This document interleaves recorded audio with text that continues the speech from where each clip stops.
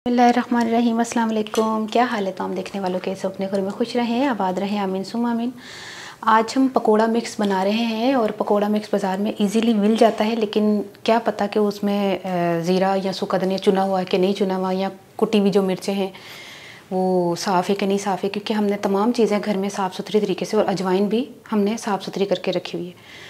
कहने का मतलब ये है कि हर चीज़ बाज़ार से मिल तो जाती है, लेकिन वो क्वालिटी और वो चीज़ें नहीं होती जो बाज़ार में, जो हम घर में साफ़ सुथरे तरीके से बनाते हैं। पकोड़ा मिक्स इजीली मिल जाता है, लेकिन हम घर में बनाएंगे और वो भी इजीली, कोई मुश्किल काम नहीं है। जिसके लिए मैं आपको इसकी सारी बता देती हूँ कि हमने कितने बेसन में क्या क्या चीज़ें शामिल करनी, तो हमारा पकोड़ा मिक्स जो है वो घर में आराम से तैयार हो जाएगा। और हमें रोज़े में ये नहीं टेंशन होगी कि पता नहीं कोई चीज़ कम या ज़्यादा ना हो जाए, तो बेफिक्री से आप बना सकते हैं। ये टेबल स्पून है, ये जो मेजरिंग जो स्पून्स होते हैं ना, ये वो वाला है। अब घर का चम्मच नहीं ले लीजिएगा, तो ये चम्मच जो है ये बिस्मिल्लाह, 1 खाने का चम्मच सफ़ेद ज़ीरा और 1 खाने का चम्मच सूखा धनिया, 1 खाने का चम्मच कुटी हुई लाल मिर्च और हाफ़ टी स्पून अजवाइन और 1 ही खाने का चम्मच अनारदाना।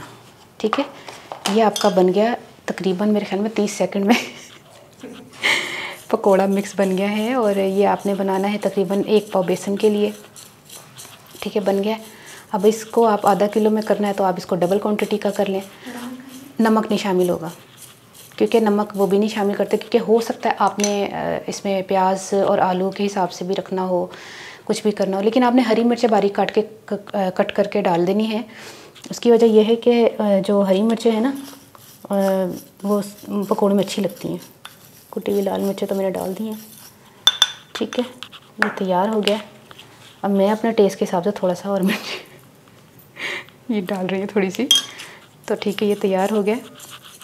और इसमें आपने क्या करना है कि अब आपने बेसन लेना है, तो उसमें आपने अगर प्याज डालना है, आलू डालना है, वो भी थोड़ी क्वांटिटी में अगर डालना है, तो ये 1 पाव बेसन के लिए बहुत है। ठीक है, ये मसाला पकोड़ा मिक्स मैंने तैयार कर दिया है। अब आप ये बताइएगा कि आपको ये रेसिपी कैसी लगी। मुझे अपनी दुआ में ज़रूर याद रख लीजिएगा। ओके, अल्लाह हाफिज़।